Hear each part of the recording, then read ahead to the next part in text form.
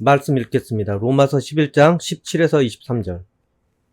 또 한 가지 얼마가 꺾이었는데 돌 감람나무인 네가 그들 중에 접붙임이 되어 참 감람나무 뿌리에 진액을 함께 받은 자가 되었은즉 그 가지들을 향하여 자랑하지 말라. 자랑할지라도 네가 뿌리를 보존하는 것이 아니오 뿌리가 너를 보존하는 것이니라. 그러면 네 말이 가지들이 꺾인 것은 나로 접붙임을 받게 하려 함이라 하리니 옳도다. 그들은 믿지 아니함으로 꺾이고 너는 믿음으로 섰느니라. 높은 마음을 품지 말고 도리어 두려워하라. 하나님이 원가지들도 아끼지 아니하셨은즉 너도 아끼지 아니하시리라. 그러므로 하나님의 인자하심과 준엄하심을 보라. 넘어지는 자들에게는 준엄하심이 있으니 너희가 만일 하나님의 인자하심에 머물러 있으면 그 인자가 너희에게 있으리라. 그렇지 않으면 너도 찍히는 바 되리라. 그들도 믿지 아니하는데 머무르지 아니하면 접붙임을 받으리니 이는 그들을 접붙이실 능력이 하나님께 있음이라. 아멘. 쉬운 성경으로 다시 읽어드리겠습니다. 참 올리브 나무의 가지 중에서 얼마를 잘라낸 뒤 야생 올리브 나무 가지인 여러분을 원가지에 접붙이면 접붙여진 가지는 참 올리브 나무로부터 올라오는 양분을 받게 됩니다. 그러니 여러분은 잘려나간 가지를 향해 자랑하지 마십시오. 자랑하더라도 명심할 것이 있습니다. 여러분이 뿌리를 지탱하는 것이 아니라 뿌리가 여러분을 지탱한다는 사실입니다. 여러분은 이렇게 말할 수도 있을 것입니다. 나를 접붙이기 위해 가지들이 잘려나갔다 라고 말입니다. 이것은 100번 지당한 말입니다. 그 가지들은 믿지 않기 때문에 잘려나갔고 반대로 여러분은 믿었기 때문에 나무에 붙어 있습니다. 그러니 자만하지 말고 오히려 두려워하십시오. 하나님께서 원래 나무에 붙어 있던 가지들도 아끼지 않으셨다면 여러분도 아끼지 않으실 것입니다. 그러므로 하나님의 인자하심과 엄격하심을 깊이 생각하십시오. 넘어진 자들에게는 하나님의 엄격하심을, 여러분에게는 하나님의 인자하심을 보이셨습니다. 여러분이 계속해서 하나님의 인자하심에 머물러 있으면 하나님께서도 인자함을 베푸실 것입니다. 만일 하나님의 인자하심에 계속 머물러 있지 않으면 여러분도 잘리게 될 것입니다. 그리고 잘려나간 가지가 다시 믿게 되면 그들도 다시 접붙임을 받게 될 것입니다. 왜냐하면 하나님께서는 그들을 다시 접붙이실 능력이 있기 때문입니다. 아멘. 오늘 말씀이 생각외로 많이 길죠? 여러분, 오늘도 하나님 안에서 평안하십니까? 하나님께서 주시는 은혜로 모든 하는 일마다 복된 일로 열매 맺기를 바랍니다. 오늘 말씀은 우리의 근본에 대해 생각해보는 말씀입니다. 우리는 그 근본이, 그 태생이 하나님과 상관없던 그런 존재들이었습니다. 우리는 죄가 해결되지 못하는 그런 이방인이었습니다. 그런데 하나님께서 예수님을 통해 죄에서 구원을 받게 그렇게 해주셨습니다. 그래서 우리가 참 올리브 나무에 접붙일 수 있도록 그렇게 해주셨습니다. 그래서 우리도 참 올리브 열매를 그렇게 맺을 수 있는 그런 가지가 되게 만들어 주신 것입니다. 그렇게 하기 위해서 원래 있던 가지들은 잘려나가게 되었습니다. 그리고 우리는 그 자리에 지금 붙여진 그런 상태가 된 것입니다. 그런데 여기서 우리가 알아야 할 것은 하나님께서 가지를 쳐내셨다는 것입니다. 가지가 자기가 마음에 안 든다고, 이 나무가 마음에 안 든다고 그렇게 자기 스스로 잘려나간 것이 아니라 하나님께서 그렇게 하셨다는 것입니다. 그런데 하나님께서 그렇게 하신 기준이 무엇이겠습니까? 어떤 나무이길래 어떤 가지들마다 그렇게 잘라내시겠습니까? 과수원을 하는 사람들에게는 과실을 잘 맺지 못하는 그런 기준으로 그 가지들을 잘라냅니다. 열매를 잘 맺지 못하게 양분만 뺏어먹는 그런 가지들은 다 잘려나갑니다. 그리고 그냥 관상용으로 쓰는 가지들은 그 나무의 모양을 내기 위해서 또 잘려나갑니다. 정원의 그 풍경에 맞게 그렇게 여러 잔가지들을 잘라내게 됩니다. 그래서 그 풍경에 어울리는 것을 기준으로 삼아서 잘라내게 되는 것입니다. 또한 병충해에 약한 나무나 아니면은 열매를 맺지 못하면은 결국에는 그 나무는 뿌리채 뽑혀나가게 될 수밖에 없습니다. 그리고 그 자리에 다른 나무를 심게 됩니다. 역시 하나님께서도 그 열매를 기준으로 보시게 된다는 것입니다. 그 가지 상태를 보시고 열매 맺기에 부적합한 그런 가지들, 그리고 양분만 쭉쭉 빨아먹고 아무 소득도 없는 그런 가지들은 모두 잘라내게 된다는 것입니다. 그런데 하나님께서 이스라엘 이 백성들을 봤을 때 어떤 마음이 드셨겠습니까? 그렇게 열매를 바라셨는데 열매가 보이지 않았던 것입니다. 그러면 하나님께서 이스라엘에게 어떤 열매를 바라셨습니까? 순종의 열매를 바라셨습니다. 그래서 하나님께서 율법을 주시고 여러 가지 규례를 주셨던 것입니다. 그것을 통해서 하나님께 순종하고 또 하나님을 경외하기를 바라셨습니다. 그리고 그 경외하는 그 모습을 통해서 하나님께서 기뻐하시기를 원하셨습니다. 하나님을 온전히 섬기는 그런 백성들을 바라셨습니다. 사무엘상 15장 22에서 23절을 보면은, 그러나 사무엘이 말했습니다. 여호와를 더 기쁘게 할 것이 무엇이겠소? 태워드리는 제물인 번제물과 그 밖에 제사요? 아니면 순종이요? 하나님께 순종하는 것이 제사보다 낫소. 하나님의 말씀을 듣는 것이 순양의 기름을 바치는 것보다 낫소. 순종하지 않는 것은 점쟁이의 속임수만큼 나쁘고 교만한 고집은 우상을 섬기는 것만큼 나쁘고 당신은 여호와의 명령을 듣지 않았소. 그러므로 이제 여호와께서 당신을 버려 왕이 되지 못하게 하실 것이오. 이 말씀은 잘려나간 가지의 대표적인 예입니다. 바로 사울이 왕에서 잘려나가는 그런 이야기입니다. 사울이 하나님의 명령으로 아말렉을 치고 그렇게 승리를 했지만 하나님께서 모든 것을 멸하라는 그 말씀은 듣지 않았습니다. 이것은 온전히 순종하는 것이 아니라 자기 기준에서 자기 마음 내키는 대로 자기가 바라는 대로 그렇게 순종을 한 것입니다. 전리품으로 취한 양과 소 중에 좋은 것은 남기고 볼품 없는 것들만 그냥 순종하는 척하며 그렇게 죽인 것이었습니다. 다 죽이라고 했는데 죽이긴 죽였는데 완전히 죽이지는 않았던 것입니다. 이것은 하나님을 기만하는 것입니다. 순종은 하는데 적당히 순종을 했다는 것입니다. 하나님께서 바라는 것은 죽이는 거에 핵심이 있는 것이 아니라 완전한 것, 모두의 거기에 하나님께서는 뜻이 있었던 것입니다. 그래서 이것을 사무엘이 탓하자 사울은 하나님께 드리고자 했다고 그렇게 핑계를 댔습니다. 그리고 하나님께서는 이런 사울을 못마땅하게 여겼습니다. 그래서 그를 왕으로 세운 것에 대해서 마음에 들지 않게 된 것입니다. 그래서 이 사울을 이스라엘 왕에서 잘라내시고 그 자리에 다윗을 앉히게 하신 것입니다. 하나님께서는 순종의 열매를 바라십니다. 그러나 이스라엘과 유대인은 어떻습니까? 그들도 처음은 순종했지만 그 나머지 세월은 불순종의 세월로 채우게 되었습니다. 온전히 순종하지 못한 그런 백성이 되었습니다. 그들은 참된 순종이 아니라 그런 거칠의 순종에 그치게 되었던 것입니다. 그저 순종하는 척만 했다는 것입니다. 그런데 그들이 이러는 이유는 무엇이겠습니까? 바로 자신들이 순종해봐야 아무 의미 없다고 생각을 했기 때문에 그렇습니다. 하나님께 그렇게 힘들게 순종을 해봐야 정말로 자기들에게 오는 유익이 아무것도 없고 고달프기만 하다.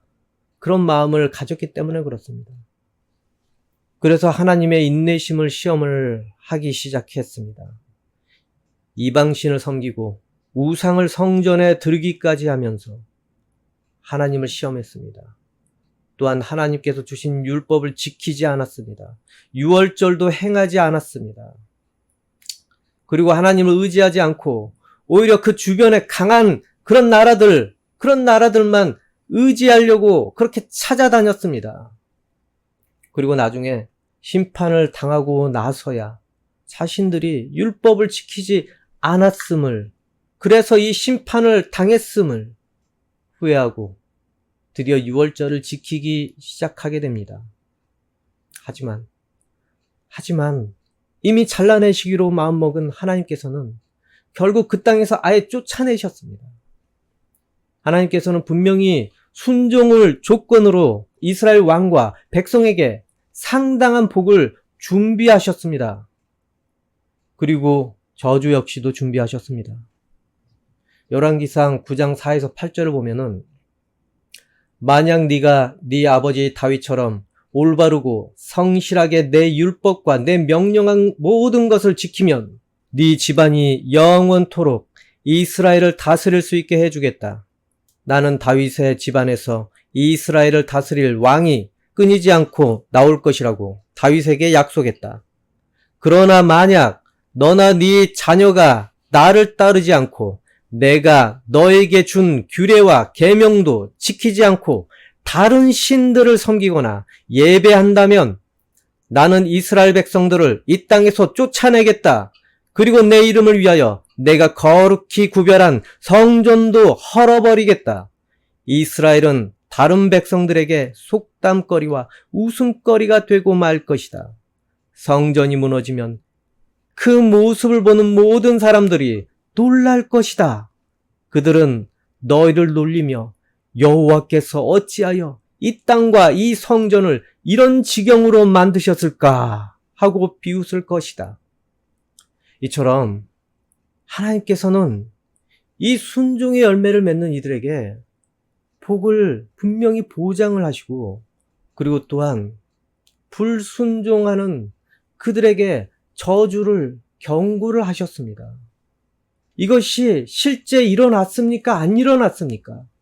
이스라엘이 순종을 끝까지 했습니까? 안 했습니까? 안 했습니다. 그러면 하나님께서 하신 이 저주가 일어났습니까? 안 일어났습니까? 일어났습니다.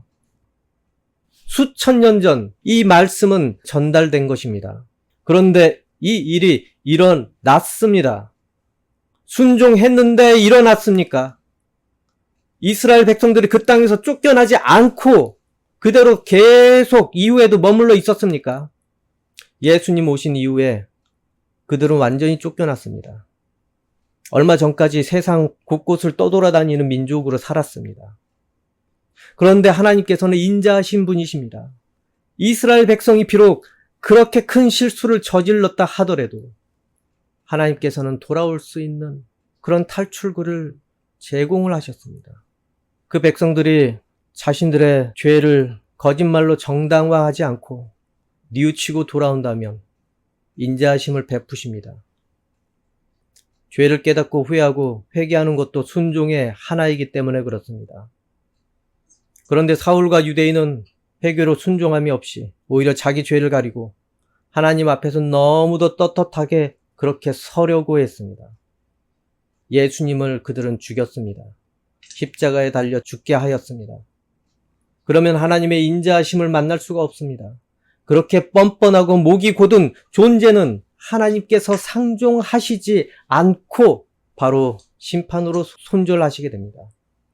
여러분, 이스라엘 역사를 보시고 또 왕들의 최후를 보시면은 알게 됩니다. 하나님의 돌봄 안에 살 수 없는 인생이 어떤 인생이 되는지. 그들은 정말 성경에 있는 말씀 그대로 정확하게 그들에게 실현이 되어버렸습니다. 여러분, 이스라엘도 이런데 우리 인생은 어떻습니까? 성경대로 될까요? 안 될까요? 당연하지 않습니까? 하나님께서 약속하신 대로 그 큰 민족도 그렇게 하시는데 우리 인생이야 더 쉽지 않겠습니까?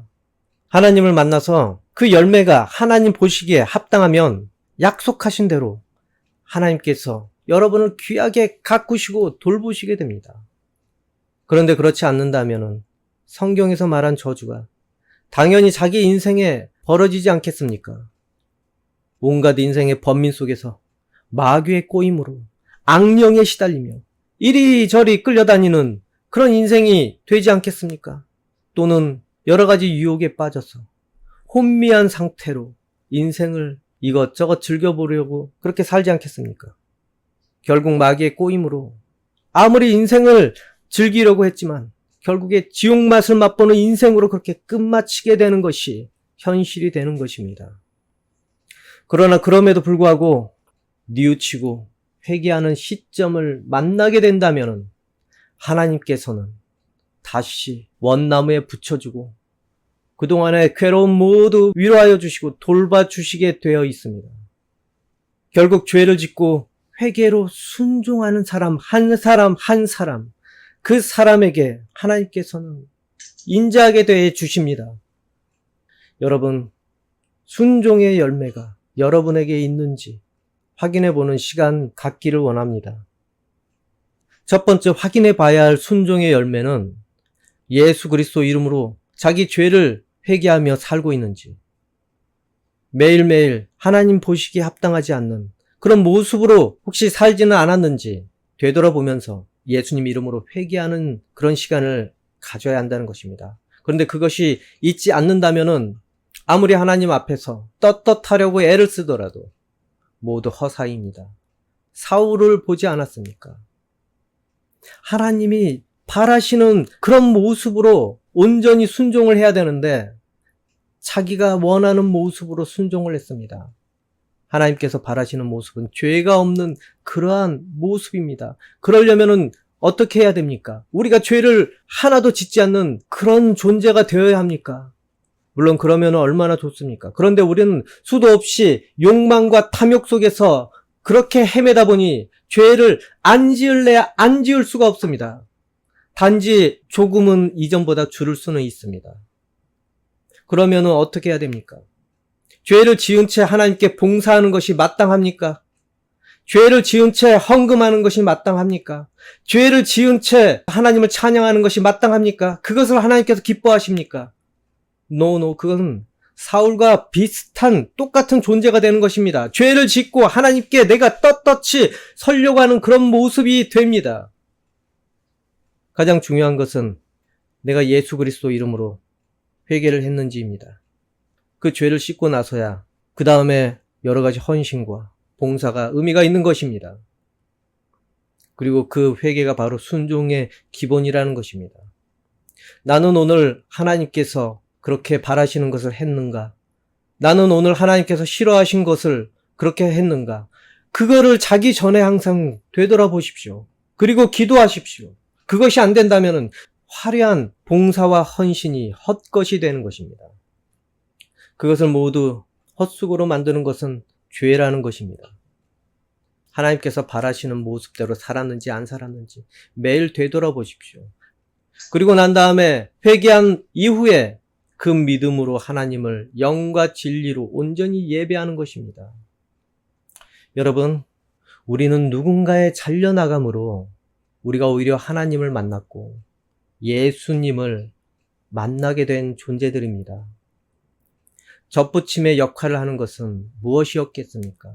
우리가 하나님 보시기에 정말로 착하고 그리고 능력이 있어서 우리를 젖붙이신 것입니까? 내 인생이 성공하는 인생이어서 쓸만하니까 하나님께서 부르셔서 예수님 이름으로 이렇게 여러분을 초청한 것입니까? 우리가 써먹을 것이 있어서 부르신 것이라고 생각을 하십니까? 여러분을 젖붙이게 하는 그 접착제는 바로 회개입니다. 젖붙임 역할을 하게 만드는 것은 회개라는 것입니다. 아무리 세상 속에서 초라하게 살았더라도 내가 아무리 하나님께 도움될 만한 것이 아무것도 없다고 하더라도 내가 아무리 죄를 많이 짓고 살았다고 하더라도 여러분을 젖붙이게 역할을 해주는 것은 죄를 회개하는 그 회개라는 것입니다. 이것은 가장 강력한 결속력을 만들어 우리를 붙어있게 만듭니다. 그리고 오래전부터 약속하신 구원자 예수님을 믿는 믿음의 양분이 뿌리로부터 공급되어서 더 많은 순종의 열매를 맺게 하게 되는 것입니다. 그리고 영과 진리로 하나님을 예배하고 기도하고 헌금을 드려서 하나님 나라를 지원하는 존재가 되게 만들어줍니다. 하지만 죄가 있다면 분명히 자신도 모르는 사이에 잘려나가 있을 것입니다. 그리고 자기의 죄를 모르고 계속 하나님께 왜냐고 반문을 하는 인생이 될 수밖에 없습니다. 여러분, 죄진 것이 무엇이 있는지, 무엇이 하나님께 합당하지 않는 그러한 것인지 한번 깨달아 보십시오. 어쩌면 분명히 교회에는 앉아있지만 여러분의 영혼은 잘려나가서 그 뿌리의 영양분, 그것을 지금 공급받고 있지 못할 수도 있습니다. 만약 무엇이 죄인지 느낌조차 없는 상황이 되었더라면은 이 설교를 듣는다면은 대략 10계명이라도 자신에게 비춰보십시오. 하나님을 예배하지 않는 죄, 거짓말하는 죄, 부모를 공경하지 않고 멸시하는 죄, 자기 것이 아닌데 욕심을 내며 탐하는 죄, 하나님 이름을 조롱한 죄, 그리고 우상 숭배나 허락되지 않는 관계로 간음을 한 죄, 또한 사람들을 멸시하고 있는 그런 거만한 죄. 이런 죄가 있는데도 사울처럼 그렇게 처신하고 살고 있지는 않는지 스스로 회개하고 돌이켜야 할 것입니다. 그렇지 않는다면은 자기도 모르는 사이에 자기가 잘려나가 있는 상황을 만날 수도 있습니다. 그 결과는 돌이키지 않는다면 멸망으로 가게 될 수밖에 없습니다. 여러분, 부디 하나님께서 약속하신 복을 누리기 위해서 순종의 열매를 맺으시길 바랍니다. 회개도 순종의 일환입니다. 아까도 말했듯이 가장 중요합니다. 그러면 죄의 용서로 은혜를 하나님께서 허락하실 것입니다. 주저하지 마십시오. 회개를 게을리하지 마십시오. 그것이 끝난 다음에야 하나님의 돌보심이 여러분 인생에 펼쳐지게 되는 것입니다.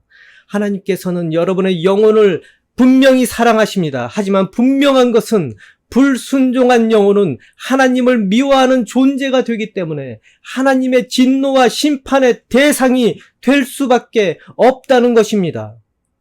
부디 하나님께 순종함으로 하나님께서 예비하신 복을 누리는 인생이 되길 바랍니다. 그리고 그 인자하심의 선을 넘지 마십시오. 그 선을 벗어나지 마십시오. 하나님께서는 죄를 짓는 것에 대해서는 엄격하십니다. 하지만 회개하는 것에 대해서는 무한히 인자하신 분이십니다. 그러니 늘 자신을 말씀으로 되돌아보고 하나님의 인자하심의 선 밖으로 넘어가지 마십시오. 그리고 기도하면서 늘 살길 바랍니다. 그래서 천국 가는 날까지 늘 하나님과 기쁨과 감사로 동행하는 인생들이 되기를 소망합니다. 기도하겠습니다. 하나님 아버지, 우리가 가지에 잘려나간 다음에 뒤늦게 후회하며 그렇게 지옥으로 가지 않기 원합니다. 아버지께서 구원은 약속하셨지만 우리가 믿음이 없는 고로 그 길에서 벗어나지 않게 도와주옵소서. 우리의 구원의 문은 열려 있지만 우리가 구원의 길로 가는 것을 불순종하여서 거부하지 않기 원합니다. 그리고 우리가 늘 회개할 수 있는 그런 마음이 되게 도와주시고 겸손한 마음으로 하나님 앞에 서기 원합니다. 이스라엘 백성들처럼 사울처럼 자기 고집에 빠져서 하나님을 저울질하며 순종을 자기 기준으로 그렇게 이해하며 선택하지 않기 원합니다. 아버지, 우리 불순종하던 그런 영혼들이었지만 예수님 이름으로 우리를 다시 불러주셔서 죄에서 구원하여 주심을 정말로 감사합니다. 늘 아버지의 인자하심 밖으로 떠나지 않도록 주님, 우리의 마음속에 일어나는 여러 가지 죄된 마음과 죄된 행실들이 예수 그리스도 이름으로 떠나가기를 원합니다. 예수님 이름으로 기도합니다. 아멘.